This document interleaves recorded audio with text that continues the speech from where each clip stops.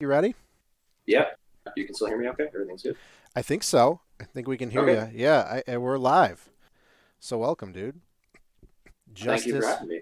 Justice of Judgment Gaming. How's your hand? I caught a Duel Links stream. I caught a stream of yours the other day. Um, I think you were playing Duel Links, and I remember seeing Yeah. the hand kind of up. How's that going? Yeah, it's a process. I injured it pretty good. Surgery is required, now healing from surgery, so it's still probably gonna be a bit till it's all better, but we're on the way. Oh, that's good to hear.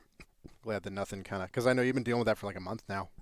Yeah, it's been a while. Yeah, sounds like it's going well. Well, that's good. So biggest thing I want to talk about kind of right off the bat, you have been very consistent with the Judgment Gaming series for Speed Duel. Very tight knit operation. The 1 day tournaments. Really impressed with how you've handled it, and I know you got a good kind of few people that are working with you on those days, but it's been just really really fantastic for the community. And you just announced JDS number 6, which is going to be a little different. So all of the Judgment Gaming tournaments have been, it's been the once a month, right? And you've been pretty consistent since the beginning of this year, which we saw January, February, March, and now April. You're going to have a ban list. Is that right? That is correct, yes. Awesome. So first off, thank you for the kind words. I appreciate that. I know that kind of in the grand scheme of things, especially compared to some people like yourself, haven't been in the speed duel community as long. But I appreciate the way that a lot of people have kind of embraced me and embraced Judgment Gaming in the space. And B, yeah, I kind of when I first got involved with speed duels, I wanted to play. I wanted to um, get involved as much as I could, and pretty much all of the tournaments, were the what we're kind of used to, the multi-day, over time kind of thing. And I think there's definitely pros to that. It allows a lot more people to get involved. People even in like different countries, different time zones. It makes it more open in that way. For me, though, kind of what I was used to, because I guess a little background for those who don't know me as well. So I have been playing card games and specifically Yu-Gi-Oh for quite a long time. I got involved in the Yu-Gi-Oh TCG actually right when it was first released in the U.S. Back in 2002, I believe it was. Wow. Yeah, so like when I started Yu-Gi-Oh, it was literally starter deck Yu-Gi, starter deck Kaiba, and Legend of Blue Eyes, which is the first booster set. That's what was out when I started playing. So I have a lot of fond memories from that game. I played kind of semi-competitively until about 2009, I think it was. Dropped off for a while after that. Uh, but yeah, so like I was kind of used to the idea of going in and playing a tournament, and that was like a good part of your day, and I kind of missed that. So I figured, let me, it's not really something we're seeing a lot of. Let me try to host it. Let me see what I can do and see if people are interested. And fortunately, it's varied a little bit, but I think especially lately, once I realized that free to enter is kind of the way to go for the Speedo community, we've been seeing an Okay. uptick in participation. So it's been great. To speak to your point about Judgment Duel Series number 6 and the ban list. So as I think the community as a whole is painfully aware of, Battle City Box was our last new content drop. It was really exciting when it first came out. It was pretty exciting for a while after that. We saw some different stuff. And not a lot has happened since. And the funny thing is that before the Battle City box came out, the meta was mostly Moth and Conflict. And so we were all very excited for, oh my God, we're getting, like 200 new cards and going to get new skills and like the meta is going to completely change. And for a while it kind of did. We saw a lot of unions, we saw a lot of other stuff, and we've kind of gotten to the point now where the two best decks in the meta are Moth and Conflict. It's so painful Uh, when you put it that way. yeah, Yeah, I couldn't agree more. We were so excited with the archetypes were fun. Breath of fresh air, unions, magnet warriors, and there's still decks in that box that can be explored. But sure. yeah, people are always going to come back around to. I mean, just the Moth engine and just the skill inner conflict. It's just so hard to compete with from a competitive standpoint. But um, Yeah, you're absolutely right. I think that it's settled. It's certainly settled. I literally, at the time of recording this, I dropped the top two decks of 2021. I believe I dropped it like 3 hours ago, and it's Apprentice Monarch and Moth. So, ta-da, surprise! But so you're And thinking that, it's come full circle. yeah, it has come full circle, really, because I didn't think about how conflict was super meta prior to Battle City Box, but there was that time frame where we had Jinzo. Jinzo was technically released as the promo in Europe, and Hmm. everything was online, and Dueling Book had access to Jinzo and the speed duel capacity, and yeah, they just ran with it. Yeah, I mean it's really both decks, and I think the reason why they remain at the top once metas settle is both decks do the same thing but in different ways. The thing that they do is they punish your opponent for trying to play Yu-Gi-Oh! Oh, you put a monster on the field? Well, that was a mistake. I'm going to use that to win now. And that's when you can just punish your opponent for literally just the act of putting a monster in play, and that's just like a game losing play for them. Like that's just obviously a very powerful strategy, and both decks do that to you. Um, so not only is it extremely powerful, but it's also just created, I think, a situation where people are just not happy to play against either of those things. Like if I want to play Yu-Gi-Oh, like if you just think about it in your head, right? Especially for something like Speed Duel, which is supposed to be more comparable to like the older style of Yu-Gi-Oh, before our synchros and pendulums and links and all that, right? Mhm. It's supposed to be more like classic Yu-Gi-Oh with a twist. You think about the monsters that you're putting in play, right? I want to do this cool thing. I want to put some cool monsters in play. Oh, sweet. We got skills that make old unplayable monsters playable. That's amazing.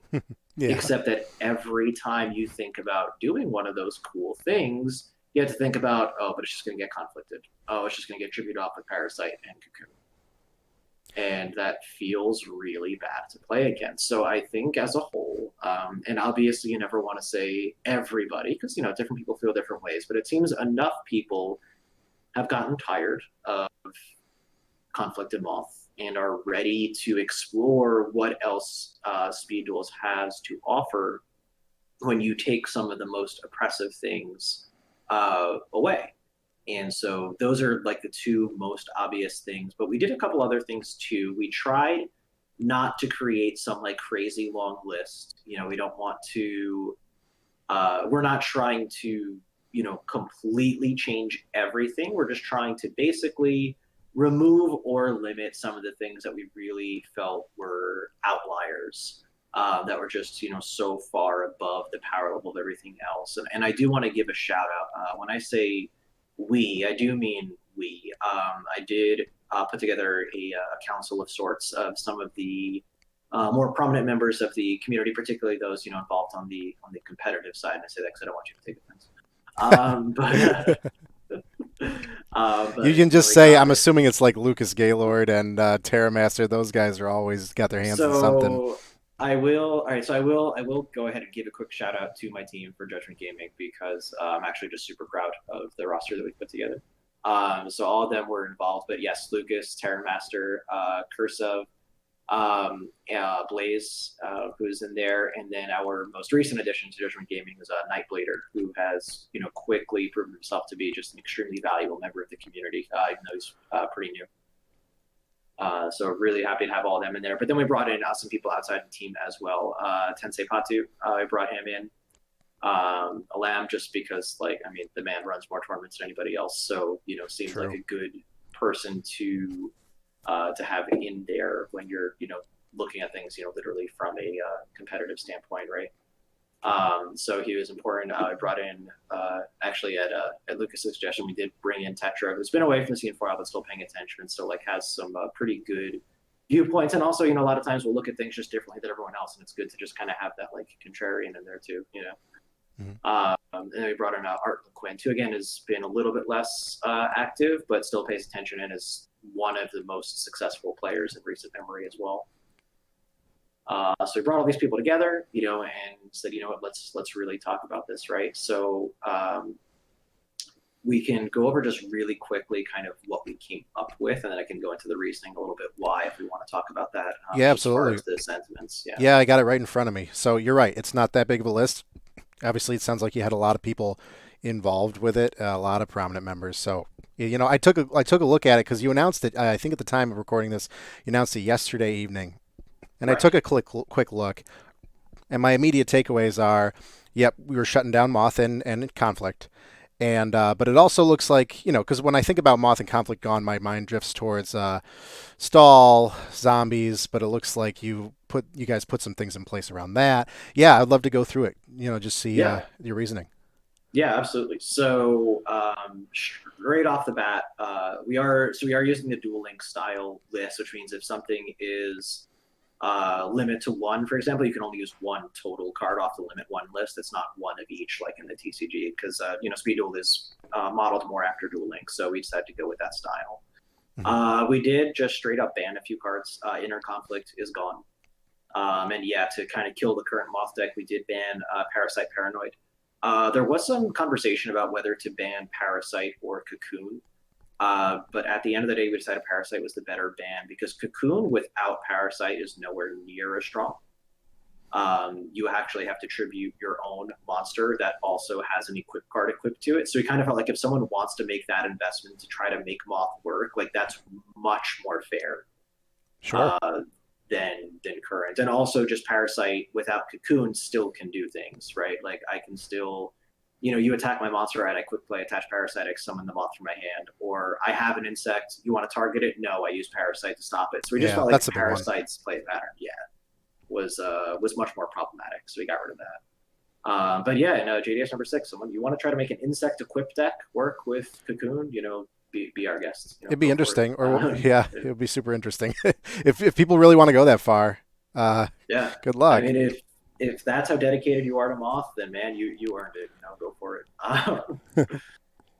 So we also, again, the goal of the list, and maybe I should have said this at the top, was not just to shake up the meta, which obviously it is, but it's more to hopefully create a meta that has nothing that is just oppressively powerful. Mhm. Because there's no such thing as a perfectly balanced meta, right? We know that in basically any game ever. It's never like perfect and no one complains about anything and there's no problems at all. Like there's always going to be something, right? Right. So our goal was, look, some things are going to rise in power that we're not foreseeing right now because we're not perfect, we're not omniscient, we're not going to see the future. But our goal was talk about everything and just see if anything just seems oppressively powerful. Because if we take away Moth and Conflict, because those decks probably are keeping some other decks in check, do the decks that can't exist because of Moth and Conflict suddenly become so much better than everything else instead? And then you have the same problem just with different cards. Hmm. So our goal was to just try to create a meta where, yeah, some things are going to be strong, some things are probably going to be really strong, but we just want to make sure it's nothing that's oppressively powerful. It's just so far above the curve of everything else. And we also, I stated at the top of the conversation that the other goal was to just get rid of things that, again, just punish your opponent for trying to play Yu-Gi-Oh. So along those lines, Twisted Personality has also been banned for the tournament because you win through damage. We don't really have alternate win conditions, right? Like you have to hurt your opponent, and it's generally done not all at once. There's usually not OTKs. You have to hit them over time. They're going to hit you. And again, Twisted Personality just goes a little far in just punishing your opponent for trying to play the game. And also, to your point, whenever you get rid of the oppressively powerful aggressive decks, yes, you do have to worry about like stall just becoming almost unstoppable. So we didn't want to completely kill the idea of stall slash burn, but we did want to make sure that, again, it's just not oppressive. So Twisted Personality is going to hit the list for both of those reasons. That's one that I'm particularly, it's because that's a skill that I guess it's Twisted Personality is the kind of skill it's like don't know what skill to run. Might as well run TP. It was like before it Yeah, was Hidden Parasite, right? Was that what it was called with the bug spray? yeah, Um, yeah. so we might see that come back. But yeah, that's what I thought. I was like, oh no, Twisted Personality. What are people going to use if they don't use? Yeah. Uh, but looking at this list, I'm trying to like, what was meta before Moth? before such oppression showed up, and it was Before Serpenite Dragon. times. It was Serpenite Hmm. Dragon, but I don't think that we were going to have to worry about that because we have, I mean, offerings to do. We have so many things to just get rid of. We still have good removal that's not Right. totally like broken. But yeah, it will be interesting. I was thinking about, I was like, how do I build Gravekeeper Burn still without TP? And then I thought about Gravekeepers that you'd play in 2019. I was like, well, maybe Oracle needs to come back in some capacity, with this one. But interesting. It really makes you think about it, though. I like it so far. Yeah. Right. Thank you. Thank you. Yeah, Goracle's really not a bad card. Like when you think about Right. like what you can do in a meta that's not kind of OTK focused, Oracle's pretty good. Mm-hmm. So yeah, for sure. I will give some insight actually into the conversation because you mentioned that we have more options we did, and definitely Serpentine Dragon was brought up. All right, well, are we just going back to SND meta? The answer was kind of what you said. We have more things here, and funny part of the conversation when we were just kind of throwing cards out there. Okay, what do we think is too powerful? What do we want to hit? Whatever. A couple people brought up Book of Moon, and I was because like, look, it's everywhere. Every deck wants to run at least two, probably three. The card's really good. It does a lot of things. And I was fortunate that I had a couple people agree with me because I was actually pretty confident that hitting Book of Moon would be incorrect. Okay. Yes, it is all those things I just said. It is very good. It is in a lot of decks. But the thing is that Book of Moon by itself is not doing things like Parasite Cocoon. It's not doing things like Inner Conflict. It's not doing things like Twisted Personality. It's helpful, but it I is see. not by itself oppressive. It is not, just a card that wins games, by itself. It's a And supporting in card. Yeah. right, It doesn't do and the in real damage. You could probably say the exactly same thing to. I noticed that Breaker isn't here. You could probably say the same correct. thing with that. Yeah. Yes, yeah, and actually, I'm glad you brought that up. I'll touch on Breaker in a moment. So the other thing with Book of Moon is that the more we talked about, all right, well, what about this deck? Is this deck going to be too powerful? Is that deck going to be too powerful? The answer was, well, we have Book of Moon. So Yeah. like, all right, yeah, Serpentine Dragon can be good, but we have Book of Moon now. And once we started talking about it, seeing like how many of these things are like Book of Moon is actually keeping at an acceptable power level, we're like, yeah, obviously, like we can't hit Book of Moon. It is the reason why some of these other things don't have to be hit and why they can exist.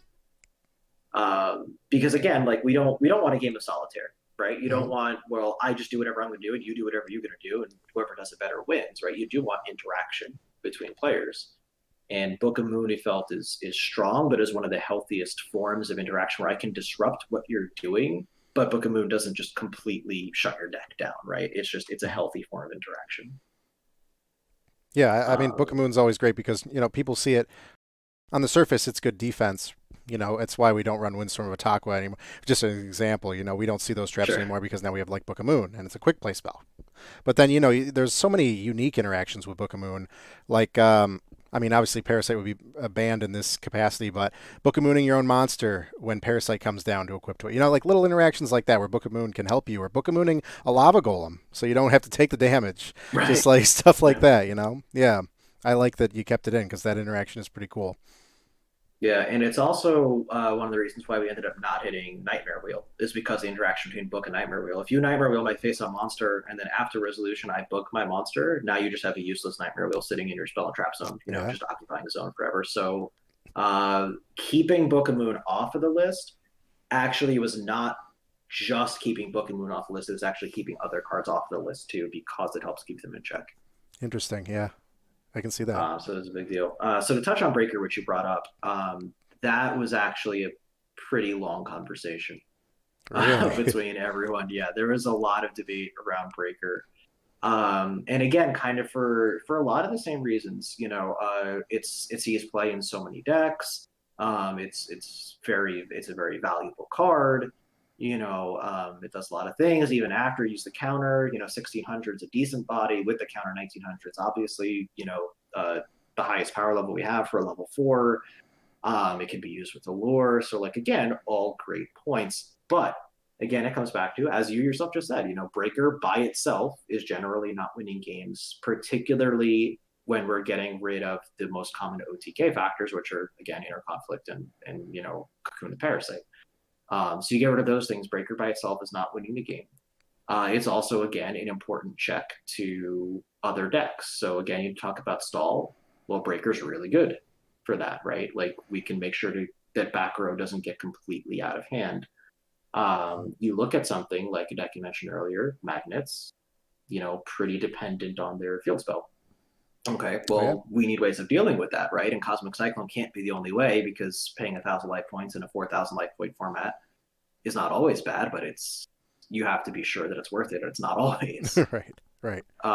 So Breaker is actually, I think, important for the format because it again allows other decks to exist. We didn't have to put other things on the list that we felt because we have Breaker. So for very similar reasons to Book of Moon, yes, powerful. Yes, it's probably going to mean a lot of decks, but it is not by itself over the line and actually helps keep other things in line. Yeah, yeah. Um, I like it. It's really the only magic removal we see. Well, Cosmic Cyclone, yes, because to your point, the field spell is nasty, and also you can hit your Union Scrambles, things like that. You want to put that in the banished, and I mean we are seeing Night Beam come back, and I noticed that Night Beam wasn't touched, so we might see that. right. But yeah, okay, Yeah, again, and it's just a matter of it's important to have healthy interaction, yeah. right? Like, and I think Breaker, fits that description. Things that are not healthy interaction. One other card, our last card that we did just ban, Zoma the Spirit. Um, I have personally been saying for quite some time now that Zoma was a huge mistake to be added into the Speed Duel card pool. Hmm. Never should have been here. That amount of burn damage in a 4,000 life point format is absurd. Yeah, it's almost unhealthy. It's Yeah. just there are even some decks where maybe it doesn't make sense to run Breaker or Sphere Creepo, maybe, but you can tech three Zoma unless you're running all Jinzo, just trying to shut Right, traps right, down. You right. tech three Zoma on the end of any deck, and it's just Yeah, if like, you're oh just well, like a if few cards short of a deck and you're yeah, like, what else do I throw in? Yeah, it's almost good. oh no, what if this the main part of my deck isn't going to win it? Well, a good thing I got Zoma, Yeah, Yeah, like Zoma by itself is actually just an alternate win condition. yep, agreed. And that's bad. And especially like when you do it in the end phase, it's also attached to an 1800 body, which is pretty significant. Hmm. And can just win games on its own. So like we all just kind of agreed, yeah, this card is dumb. Yep, for sure. for Speedles. So yeah, it's out. Get it out of there. Like the So that's it for bans. So those four cards: Inner Conflict, Parasite Paranoid, Twist Personality, Zoma. So those are the ones that are banned. And then just a few more cards on the list. Again, we didn't want to make it too long. We have two cards that we have limit one. So you can play one of either of these cards, but not together. First one is Jinzo.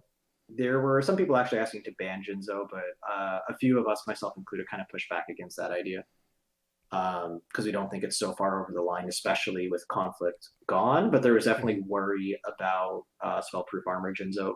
Well, now if we're getting rid of conflict and Moth, spellproof armor Jinzo just runs wild. So there was definitely some concern about that.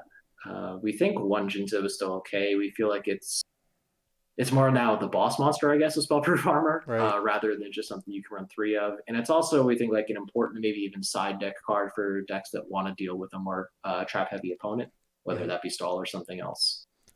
So I feel like it's a good card at one, but we agree, especially with some of the things that were countering it gone, that leaving it at three was probably going to be a bit much. Oh yeah, with spellproof, right? Because my initial thought is, well, at least you still got Book of Moon.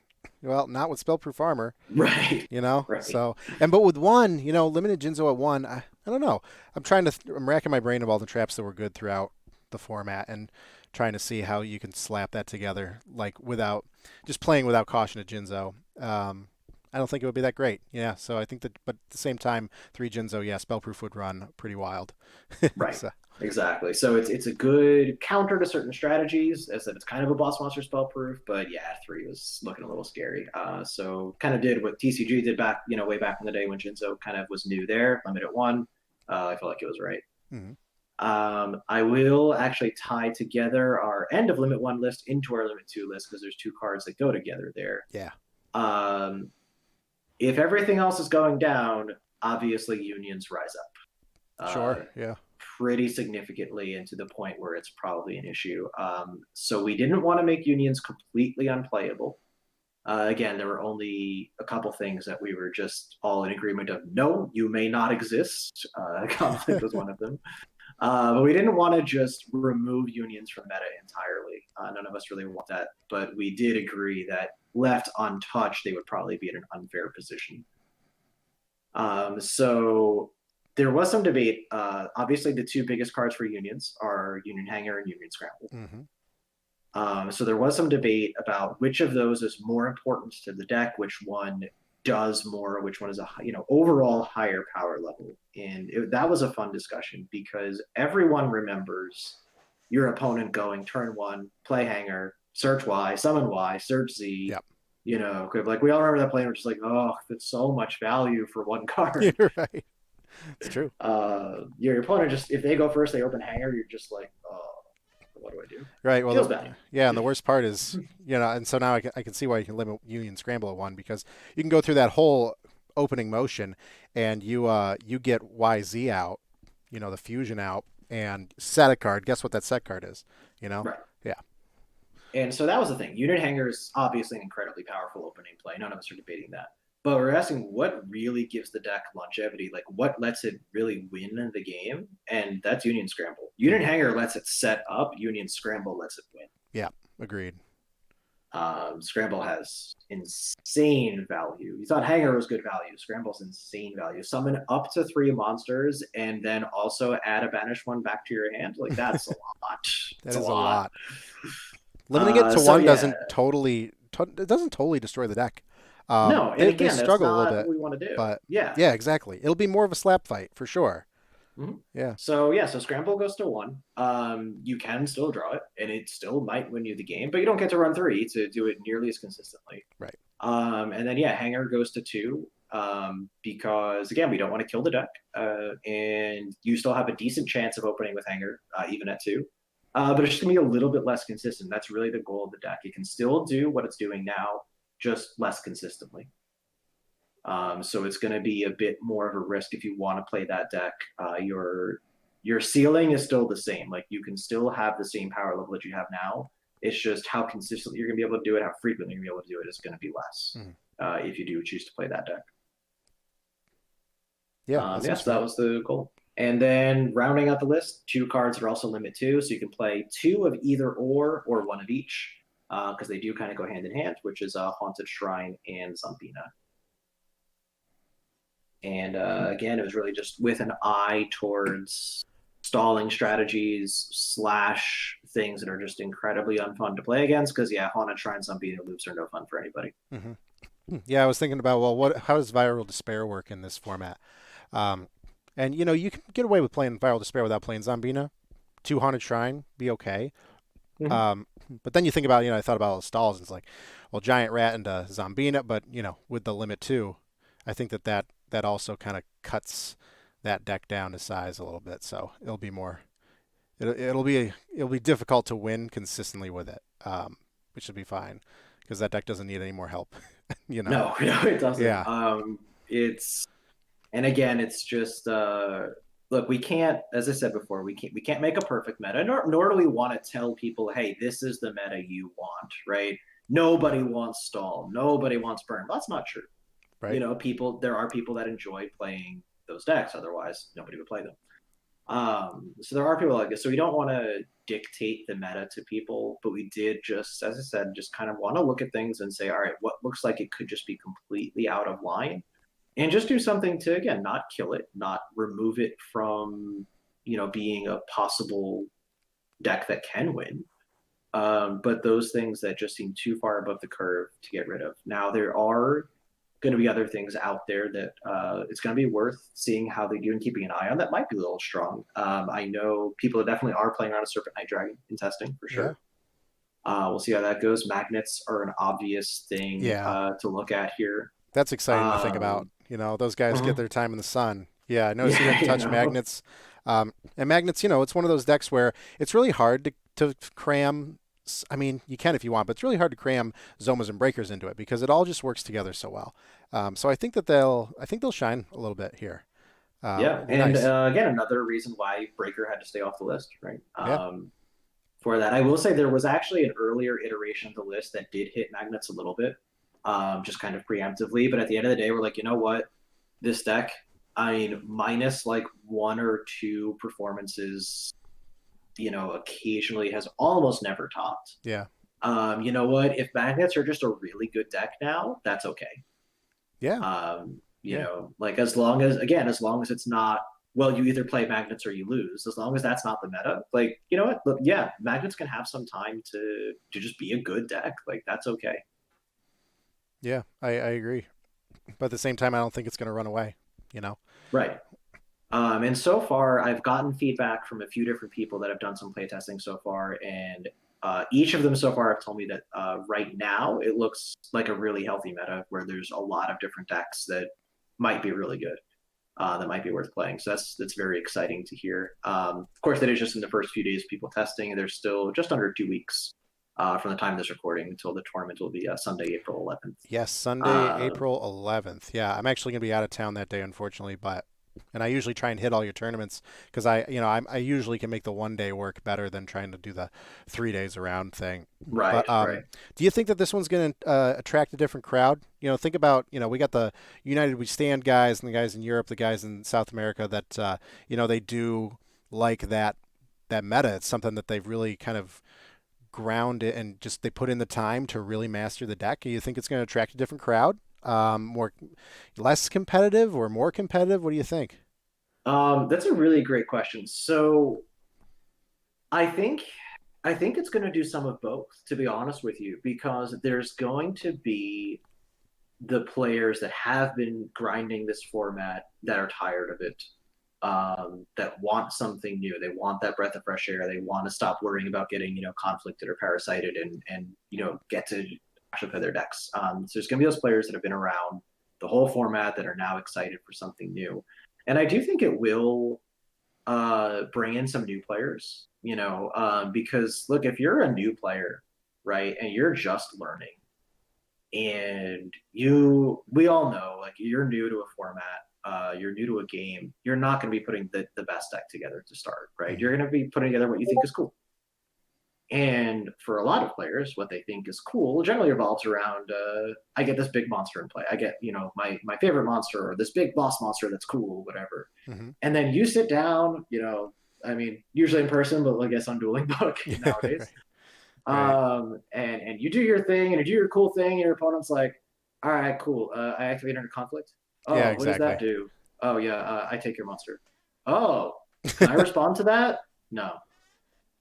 Oh, like, you're a new player. Like, how Yeah, bad does that feel? Like, that's an interesting perspective. Yeah, it really does feel because new player that gets in a speed duel for the first time, it's like I'm gonna play Dragon Caller. I'm mm-hmm, gonna get those mm-hmm. blue eyes out or blue. It's true. And then inner conflict, parasite, whatever. And you're just like, oh, what? I definitely see magnets being a oh, I just bought the Battle City box. I've never played Speed Duel before. Magnet Warriors, that's cool. I remember those. I'll play that. I feel Yeah, like that's a great intro one. And I yeah, do. Yeah, yeah. agree. So I do think we'll get some players that haven't been as invested in the format, and I'm just looking at kind of my sign up list so far. Like, we actually, even just with a couple of days of signups open, I have 17 players so far, All and I right. expect that to grow as we get closer. So that'll be good, and definitely some names that you expect to see that have been in other tournaments. But honestly, I have a few that I don't think we've had before. That's awesome. Um, Now, I will say, on the other side of it, to your point, some competitive players value a pretty settled meta. They know what to expect. They know what's strong. They know what cards to play around. They know, kind of what decks to prepare for, and they value that, and that's important to them. And they're actually not as excited about unsolved formats. So I do think it's very possible that some of the names that we're used to seeing might not be here for this. Hmm.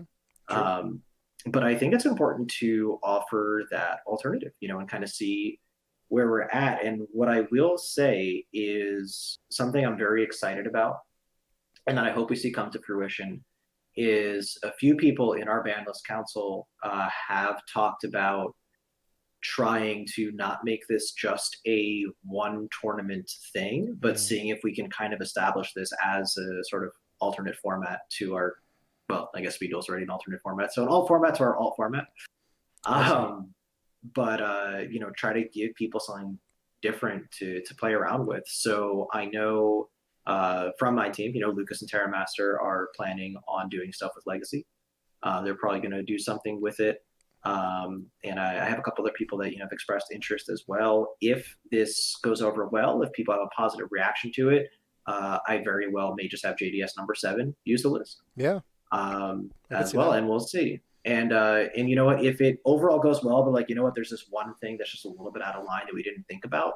Then maybe we can adjust the list just a little bit. Moving forward if we need to. The hope is that we don't have to. The hope is that this is good enough, that nothing is incredibly out of line. But if we're wrong, we can adjust moving forward. But I am excited for the idea that we can kind of, since Konami isn't doing it for us, that we can kind of create a space to allow more creativity to hopefully thrive. Do you think Uh, that a list like this? Do you think the Konami should have a ban list for Speed Duel for real? Because a lot of sometimes this comes off as this is a fun little change. Look at this ban list, and the decks will be different. There'll be different but do you personally think that there needs to certainly be a ban list for this format? Because it's something that I've wrestled with in my mind. Because my initial thought is still, I don't think so, but you see all the creativity that comes out of imposing a list like this, and that at the end. I think that's what matters. But competitive people are competitive people, and that's always going to be there. But what do you think? I think in a perfect world, no ban list is necessary. Yeah. There's enough variety of cards and of decks, and that when a meta starts getting a little stale, starts getting solved, that we get new product and things continue to evolve. Realistically speaking, in the current state of speed duels, I do think it's necessary, just because I do think there were a few cards that they just should not have printed. Hmm. Interconflict to me was a mistake. That skill is just so far above and beyond almost everything else in the game. Like, Hmm. just on demand change of heart. Like, are you kidding? Yeah. Um, Yeah. it's way too good. Yeah, you pay half your life. Yeah, the monster can't attack directly. I'm sorry, how often does that matter? Never. I Yeah, remember. I Yeah. mean, almost never. And it's half your life. It would be one thing if it said pay 2,000 life points, because then your strategy against inner conflict would be I need to hit them hard and fast so that they can't activate their skill. Exactly. Yeah. True. That would make more sense, or 1,500 life points, whatever the reasonable cost is. But half means it's always live. Yep. You can get me down to 100 life points. I can still activate my inner conflict. No problem. I can still win. So it removes there's no counterplay to inner conflict, especially because skills don't use the chain. You can't respond to them. There's no Hmm. counterplay. I can't ever get you to life point total. You can't activate it. I can't do anything once you do activate it. There's no counterplay to the card, and it's an incredibly powerful effect. So I think that card was a mistake. Again, I think Zoma was a mistake. Hmm. You could make the argument that some of the things we banned necessarily need to be like just a personality. In a maybe slightly different card pool. Maybe TP is okay.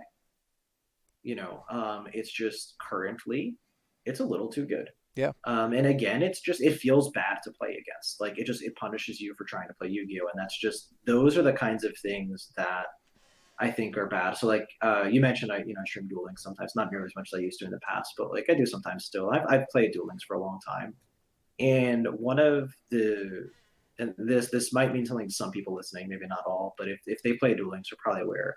The Shiranui deck type is an interesting one to me, because even if that deck is garbage, I never want to play against it, because it literally punishes you for trying to play Yu-Gi-Oh. Because if you send their monsters to the graveyard, well, they all have effects that activate in the graveyard. All right, well, you banish them, they all have effects that activate when you banish. Like it feels incredibly bad to play against. It's like I am getting punished for just trying to play Yu-Gi-Oh. No matter what I do to my opponent's cards, I'm helping them in some way. And I think things like that are just poor game design in general. I get that it's cool to have options. It's cool to do things in a different way. So, oh, cool, my cards do something when banished. Like that's new, right? Banished is usually bad for me, but now they do something cool. Hmm. But that's only if you think about it from the perspective of the person playing it. If you think about it from the perspective of the opponent, it's really really Yep. That's true. bad. I mean, So yeah. Oh, go ahead. I'm sorry. yeah. No, I'm just thinking about it. Yeah. In terms of interaction, I mean, I guess if that's what Konami was going for, they got it. You are certainly interacting. It's not solitaire, but yeah, you're right. It is definitely fun for like thinking about Gravekeeper Burn using Twisted Personality right now in my mind sounds fun. But the person I'm playing against probably doesn't sound fun. And there've been so Right. many games where I'm like, oh, I'm gonna slam into this person for 2,000 with my Gravekeeper's Oracle. Oh shoot, but that's a counter though. Do I really want to do that? Yeah, and that's where the problem is. That's where the problem is. Yeah, Yeah. it's an And interesting and again, perspective.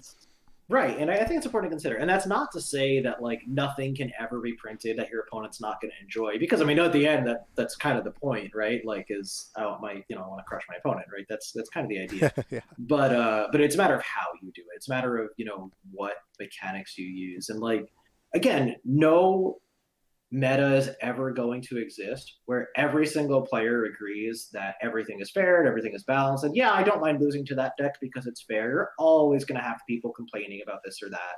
Or, oh, this card is BS, or that strategy is BS, or it's too powerful, or, what am I supposed to do about that? Like you're always going to have that.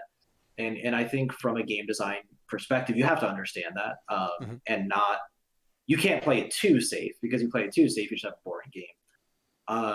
But you do have to consider like how far above this line do we want to go with opponent frustration? Hmm. And there's just certain things that do that, more so than others. You think about And the that's really what we're trying to hit. you think about how advanced turned into, no one wants to play. It's all negates, and I'm like, ha, good thing we don't have something like that over here. But we Right. do. Yeah. We do in our own way, which is yeah, it's crazy. Yeah. Yeah. Yeah. So I guess to go back to the initial answer to your question, ideally, no ban list would be great, but I think they've made some mistakes in some of the cards from the TCG that they brought over to Speed Duels, and then some of the skills that they printed. Sure. Had those mistakes not been made, I think Matt's original vision of no ban list would be fine.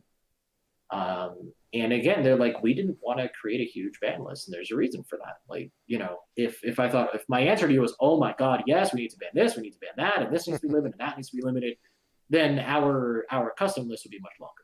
Right. So like by and large, a lot of what Speed Duels has done has been good. A lot of the cards we've gotten, a lot of the skills we've gotten have been good. I think the problem comes in that there are a few instances where you can see they really wanted to make certain skills very strong. And I think when you take something like a skill card that is essentially on demand and cannot be interacted with by your opponent in any way, they can't remove it from the field Yeah. unless it's like call on it or something, I guess. But generally speaking, Yeah. you Right. take something like inner conflict, they can't remove it from the field. They can't stop you from activating it. They can't respond when you do activate it, and it's an incredibly powerful effect. That to me is a problem. And I think it's just whether it's a matter of they didn't fully think it through or the powers that be at the time were just looking at Speedroll as like a for fun format and weren't really trying to make it as balanced as possible, and we're okay with things just being absurdly powerful. I was thinking about Uh, it, and I think that it almost seems like what happened is that they were like, "Oh, let's put Change of Heart and Monster Reborn in the game because those were fun cards to play, when the game was new." But then they were like, "Oh, but we can't put those cards in this game because people will run 3, and that's nuts." So what if we right. just make it a skill where you can use it once? Because who has this Merrick has the Monster Yeah. Reborn skill. Shadow Yeah, Reborn. Yeah. Shadow Mm-hmm. Reborn. Yeah. So I think maybe that's what they did. It's like we want Change of Heart, we want Monster Reborn, but we don't want everybody running 3 of them. So maybe we make it where it's just you can use it once, and the only way to do that is to incorporate it into a skill. Well, there's got to be a penalty. Oh, pay your half of your life points. Print it. Right. You know. Yeah. And when you just phrase it that way, it's like, oh, okay, yeah, that makes sense. Yeah. Sure. Yeah, now they can only do it once instead of 3 times. Perfect. We balanced it. And until you realize all that being a skill really means. Yeah. Yeah. Um, I can interact, with your change of heart. Like if change of heart became like a big problem, right? Let's say it was an actual card. Maybe decks just run 3 magic jammers, right? Or 3 magic drains. Mhm. Like I'm not saying that's perfect. I'm not Skill saying that's a jammer. good answer, right? Yeah. But at least like if I really care about it that much, I can interact with you in some way. It uses the chain. I can do something. Mhm. Um, if you activate change of heart and I know you're going to try to tribute it, like, maybe I do something to my own monster. Like we have interdimensional matter transporter, right? So like, Yep. again, I'm not saying it's a perfect answer, and there's probably better cards than what came to mind. But like, you change a heart on my monster, I chain interdimensional matter transporter. All right, you don't get it. You wasted your change of heart. Cool. But if True. you interconflict my monster, nothing I can do. Yeah. So yeah, I think probably they didn't, as I said, either they didn't fully think through the implications, or they just weren't super concerned with making speed duels a very balanced format. And I could honestly see either one being true. Well, it sounds, Um, it seems like a lot of work went into it, and I'm actually really impressed with it. You clearly, from the way you speak about it, you put a lot of thought into this, and I'm really impressed with your presentation. In the last 45 minutes of that list, Thank you. it's there's a lot of love going into this, guys. So yeah, it does not Yeah, go unnoticed. It thank should you. be a fun one. It should be a fun one, and I wouldn't mind if it continued this way. I mean, if it's a successful, and oh, Dinosaur Kingdom's back and it topped. What? All right, I want to play this. I want to play this format some more. Right. Like Yeah. things like surprising fun things like that. Yeah, it sounds like it'll be a good time. Yeah, and that I think and what you said is really the most important thing, and not just for myself, but for everyone that was involved with this, is that it really does come out of love for the game. At the end of the day, it's not for as much time as we may have spent, saying, "Oh, this is a problem, that's a problem, whatever." It's not a matter of, "Oh, I hate speed duels, so I'm going to fix it." Like, I Yeah. love speed duels. I think it's great. Like, especially as an old school Yu-Gi-Oh player who's not played Advanced for a long time and probably never will again. I have no plans on it. Like, that looks nothing like the game that I used to play. Yeah, I You agree. know, whereas speed duels, it does obviously, some differences, but it feels much more like the game of Yu-Gi-Oh that I did fall in love with originally. And yeah, I love speed duels, and I want to see it succeed. And so this is really just a matter of trying to help it, do something a little different, Mhm. trying to give the community something that I think they want. Like, before we decided to do this, I put up a poll in my Discord. Do people want the next JDS to be a custom ban list, or to just be standard like normal? And it was overwhelmingly in favor of the ban list. That vote was not close.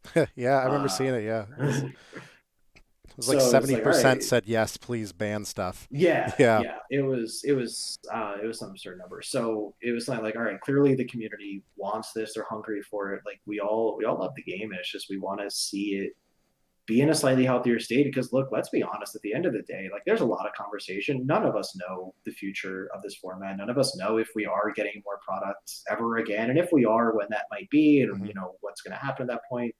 We don't know. So it's kind of up to us, as the community organizers, as tournament organizers, to decide, what, let's uh try to do things in a way that's best for the community as a whole. And we felt like this was the right time to give this a shot. So yeah, I'm really excited to see what happens in the tournament. Like, I'm trying actually to not get too involved in my team's discussion of all the decks that they're trying, because like, I want to be surprised Yeah. during the tournament. Right, because So you I'm trying to obviously stay don't out of play in that. these. You Right. organize and you stream the whole thing start to finish, which is also an impressive feat. That's like 8-9 hours of streaming. Yeah, yeah, it's a lot. It's a lot, but it's worth it. It's fun. And again, the goal for JDS from the beginning was, I wanted to feel like an event. As I said, there's definitely good parts about the multi-day tournaments, whatever. But the cool part about the single day is that I want to make it feel like an event. Basically, I want people to feel like they're coming to a regionals, more or less, as much as we Yeah. can, remotely, and run by one random dude, me. But yeah, like, let's feature matches, let's feature players, let's talk about them, let's shoutcast, over the game. Let's really talk about it, and let people who aren't playing watch. And hell, I mean, a lot of times, the players are tuning into this stream too, which, like, is fine, because you can't see the players' hands when you're spectating on Duel, so Hmm. it's actually okay. But like, it creates a really fun atmosphere for everybody, and it really kind of brings the community together for that one day. Everyone's in the same place at the same time, virtually, of course, but like, we're all doing the same thing. Instead of because when you're just setting up a match with one person, and it's all right, we have the next 3 days to, it just feels like this thing that I do for an hour one day Yeah. out of three, right? it doesn't, to me, that doesn't really feel like I'm playing in a tournament. And again, it's not to bash that setup. I do, again, I think there's good reasons why we do those.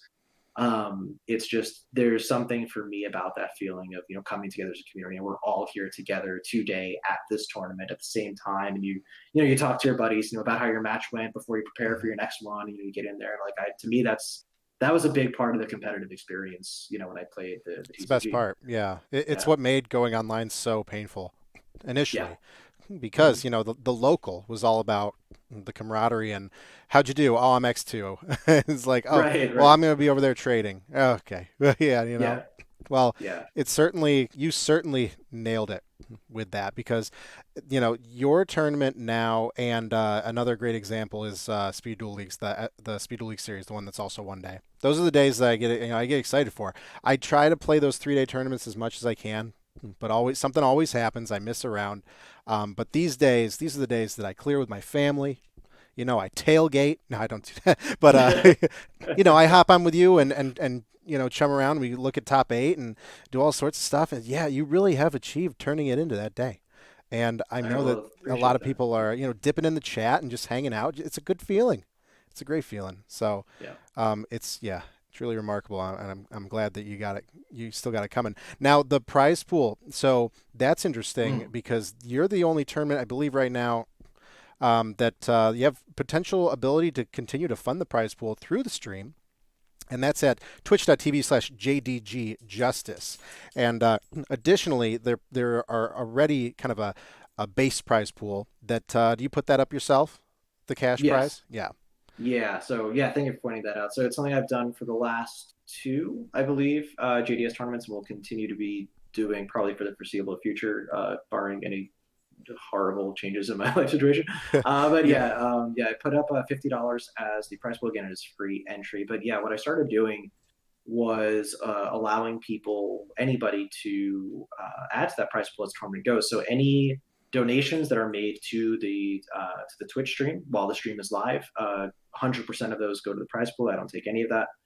It goes right in, and then any subscriptions to the Twitch channel also add another $2 to the prize pool because that's about what you actually end up getting. For those who don't know, Twitch takes most of the some money, but you end up getting Right. about $2. And so I just add $2 to the prize pool for that. But the neat part about that is that because I mean, everyone, I think most people have like Amazon Prime, Twitch Prime, whatever, so you get like a free Yeah. sub. So like even those, even if you use your free sub, that adds to the prize pool as well. So I think last time we got it up to $70 or $80 total, and then the Yeah. time before that we actually got to triple digits. We were just over 100, I think, for the prize pool in JDS number 4. Yeah. That's So great. yeah, it was really cool. I'm glad it's such a positive, and there's that feeling of it only works on these tournaments that are the one day because you got everybody in the chat having a good time, and somebody's like, you know what, I'm really enjoying this. I want to support it, and it works. It works, and it also encourages the competition.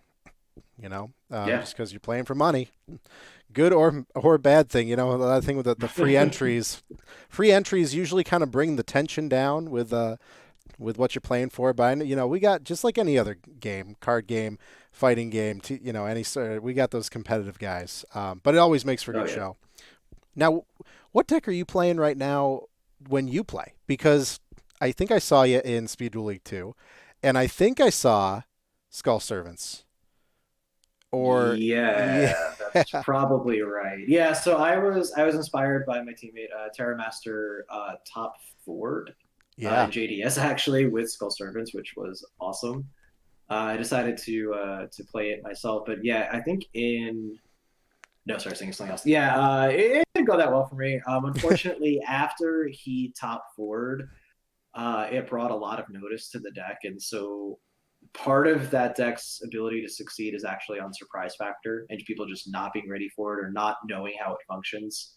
Once people kind of saw it and were more prepared for it, it made the deck a lot weaker. Terramaster himself actually struggled with it after that as well.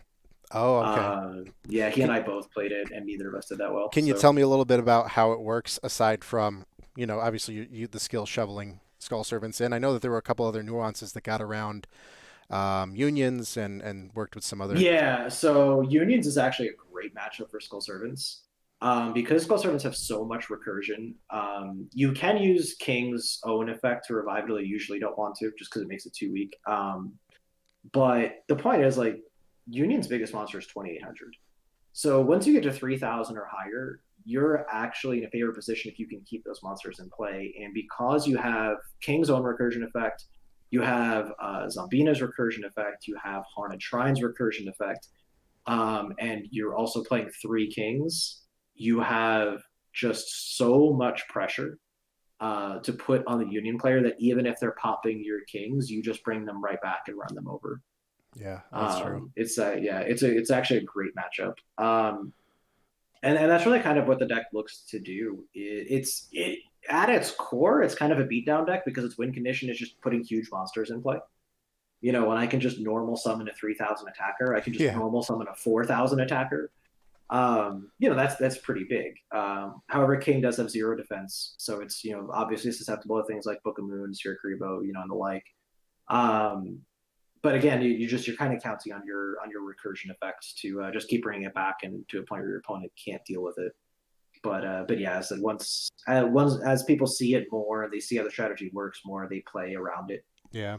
more effectively. Kaiku. A lot of it, yeah, Kaiku's a huge deal.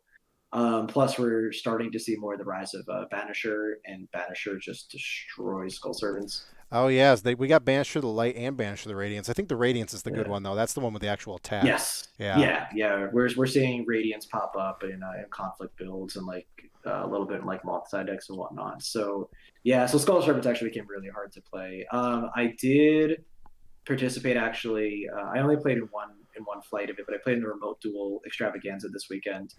Oh. I actually only played in one flight because I won it, which I've been trying to do for a while now. So I wanted that coin, man. Like I've The been Duel looking at Links that coin. coin. I'm like, Yeah. yes, like I It's want cool. it. So now it's incoming. I'm happy. But I did play Dark Moth for that because like if I'm being honest, like if I just want to win and that's what matters. Like I'm playing Dark Moth. Yeah. That deck See is that. is too good. The deck is good, and with all the negative things you said about pressing the other person, God, I just can't get over how fun it is with the card draw. That's one of the biggest Yeah, things. the draw is amazing, and like the thing is, Dark Moth has continued to evolve in that like now.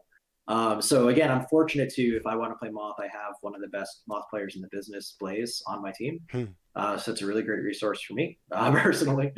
But like the deck has evolved. Like now, we're main decking two Santa Claus. Like Yeah. that is just main deck. That used to be like maybe one or maybe side deck. And I have to shout out Entree too, because I think he won last JDS with Moth, main decking one Santa Claus and one Lava Golem.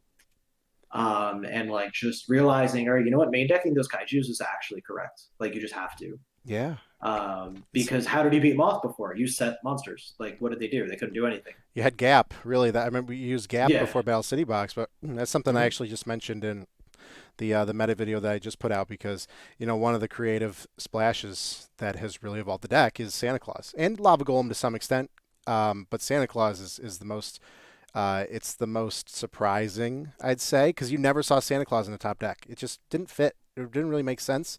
But now you got somebody hesitantly setting against Moth and use Santa Claus, or you got Apprentice Monarch and you're breaking that Apprentice Monarch loop or Apprentice Magician loop by Mm-hmm. just tributing it or getting rid of Old Vindictive. It's Old Vindictive. So yeah, it's really cool.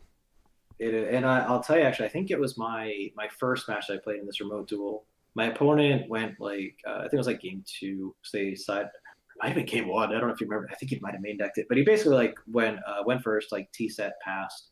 I'm like, all right, I'll open like Cosmic Cycle in his back row. He's like, ha, it's Waking the Dragon. He didn't say it like that, but I think I was Oh, in his head. That's what he was thinking. He's like, oh, Waking the Dragon. Now that used to be like devastating for the Moth player. He goes Waking the Dragon. He summons Arcana Night Joker. For the Moth player, that used to be like, oh damn, I guess I lose. yeah, And I can't was like, parasite that. all right, that's cool. Or no, he like just in the back row, like he didn't even have a monster, right? And I'm just like, all right, attributor for Santa Claus. Yeah, And like his true. first reaction, and poor guy, actually, his first reaction was to try to use Arcana Night Joker's effect to negate The Santa tribute. Claus. So I'm like, it's not a targeting effect. It's Yeah, it's it's a just tribute. tributing. Oh, He's like, that's a shame. oh, okay. Like yeah, so Parasite the Santa Claus, Moth, I win the game. Like it's just yeah, poor guy. I, He's like, f- well, I guess there's nothing I can do. I forgot that Waking the It's a Dragon good works idea. in Banished too. It is Mhm. Graveyard or Yeah, Banished, yeah. But it still, is. Santa Claus is so nasty.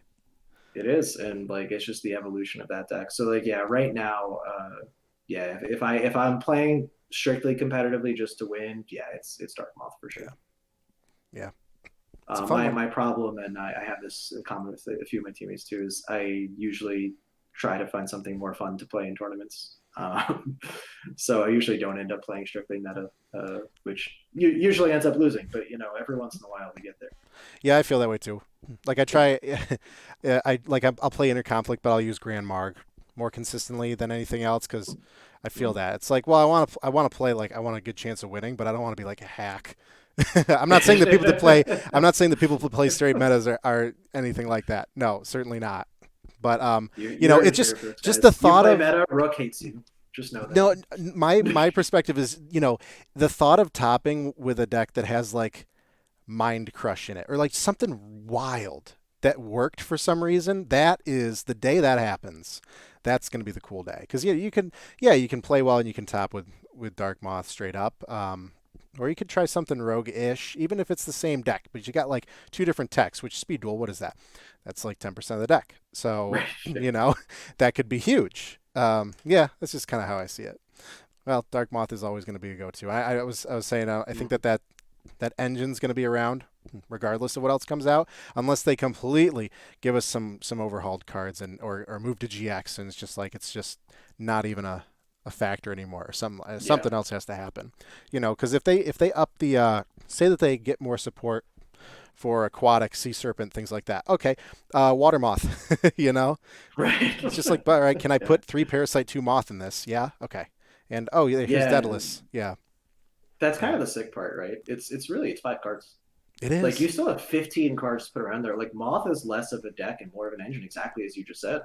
Yeah. Like if The as long as any deck doesn't require a skill that isn't Cocoon, Exactly. That's the only yeah, downside. You need cocoon. yeah. Yeah. But and even then, technically, you don't.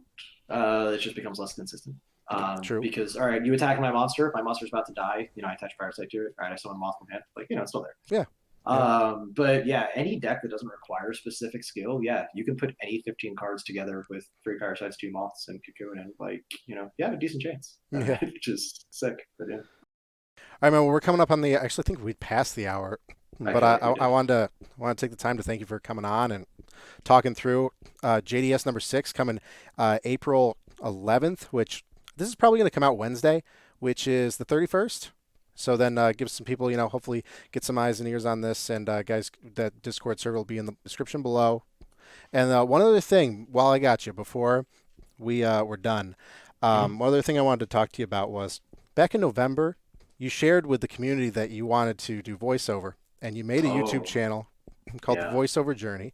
And I just Mhm. wanted to see it seemed like something you're really passionate about, and I just wanted to ask how that was going, what your thoughts are on that, and what your kind of goal was there. I appreciate you asking. Yeah, so I did some kind of prep work to try to get ready for it. I set up my just so you know that you're special. I didn't use my normal mic that I just use for like streams and stuff. That's kind of whatever. I actually set up my better setup here with a better mic. Ooh, Yeah, it's not just it's not a USB mic like it is. It's better mic, better setup. an Just to try to XLR? Oh sound my good. gosh, Yes, yeah. Just wanted to sound good for the for the Rook Stable I podcast. But appreciate it. yeah. So I got a lot of setup. The problem I think was that I underestimated the impact of my job, just kind of on my life as a whole, in that it takes up a whole lot of time. Like, and not to get too into detail, but basically, I guess the easiest way to, I'm in a weird industry, but like the Mhm. easiest comparable, I guess, is like store manager. That's not my title because it's not a store, but Okay. it's probably like the easiest comp. But like I have like my full team, managers below me, and then like our associates and all that. So, basically that idea. And it takes up a whole lot of my time. And then the problem too is that like in the downtime that I have, finding the focus to do it, because I definitely do want to pursue it and I still plan on it. Hmm. But I also know that I need some coaching, as I think anyone who wants to take a new skill seriously does. You want to learn from those who are more experienced and have done it more and can teach you. And I do want to do that, and the ability to focus on that while I'm also just doing my job is difficult. So it has stalled out a bit. Obviously, the YouTube channel hasn't gotten updates because like making videos is hard. But Feel that. it is something I do plan on continuing with at some point. Hopefully, my smooth and crisp sounding voice here on this podcast will lend some credence to that. But Put that on the it is portfolio. something, yeah. It is something that I enjoy. It is something that I do want to learn more about. I do want to learn how to use my voice more effectively because like I'm and this is not to brag, it's part of what got me even thinking about it. Like I have had people in the past, tell me, "Oh, you have a really nice voice. Have you ever like done anything on like radio or anything?" You obviously can tell the age of the people asking me that question, but um, but the answer's been like, and I never really did, and I hadn't thought about it for a long time. But when I started thinking about, what do I want to do like long term? And don't get me wrong, it's not like I hate my job or anything. I don't. Like I'm actually very grateful for the job that I have. But like we never know what the future holds, right? And Yeah. if you have the opportunity to at some point, whether it be now or next year or 2 years, whatever it is, pursue something that you really enjoy and can really be passionate about. Like I think you always have to at least entertain that idea and see what you can do with it. So the dream is not dead. It's just probably a little bit on hold. My plan was actually until I could take a little bit of a vacation, so I could kind of focus on coaching sessions, and all that without having to worry about work. Unfortunately, that's going to be delayed now because all of the pay time off that I had been saving up, that I had saved up, Oh now no. got With used the from the hand. fact that I had to take some time off for work. And honestly, trying to focus on much of anything right now is, especially if it's something like it's a new skill. Like Yu-Gi-Oh is one thing just because it's so like ingrained in my life already. Hmm. But something like learning a new skill is pretty tough right now, even though technically it doesn't require too much from me physically. Just like the mental portion of it is a bit Sure. much. So I think the plan is probably build back up that PTO, and it's probably like late this year, maybe next year, depending on what the time frame looks like. Go ahead and get that, the coaching that I want, and try to, put my voice to the best use possible. Point is, if I can do something that I really enjoy, but that also hopefully brings some amount of joy to others, if I, whether it be like voiceover, obviously the dream is, like video games or animation, but like even if it's something like audiobooks or whatever, just something that, brings Yeah. something, nice and enjoyable into people's lives. Like ultimately that's really my main goal if we can, do that in some way. And that's just kind of what I came up with of a great way to do that. So hopefully, and we'll see how that goes. But yeah, I really appreciate you asking, and again, thank you for just having me on here at all. To be honest, it was you and Cursive, I think, were the two people that first I saw content from that helped me get involved in speed duels in the first place. So Oh, being here is a awesome. really cool experience. That's great to hear. That's great to hear. Yeah, no, it sounds like a great skill to have. It's something that I've thought about doing too. And there's actually a Discord I can pass you. I don't know how much into kind of voice acting you were thinking about, but there is a Discord that I am a part of that regularly posts things looking for people. And I remember last year I did a couple. It wasn't paid, but a couple fun roles. Voiceover Phoenix Wright, the trilogy, had a couple roles in Mm-hmm. that. Oh, really? Okay. Yeah, little things like that. I can pass it to you, but it's a great skill to have because Yeah. I also I have 14 people that report to me, and as a manager, I find that the it really helps if you can just hone the skill from it just becomes like a presentation skill, and Mm-hmm. it applies to leadership, and it's something that you probably don't realize that you do every day, you know, Yeah. and I you mean, might that's probably accurate. yeah. But awesome, man. Yeah. So, Justice, thanks for coming on, guys. JDS number 6. That is April 11th, 2021. Discord link in the description below. He is at twitch.tv/JDG Justice. So you guys can check him out. He regularly streams, and you guys will find all that in the Discord too. All right, man. Well, thank you so much. All right. Thank you.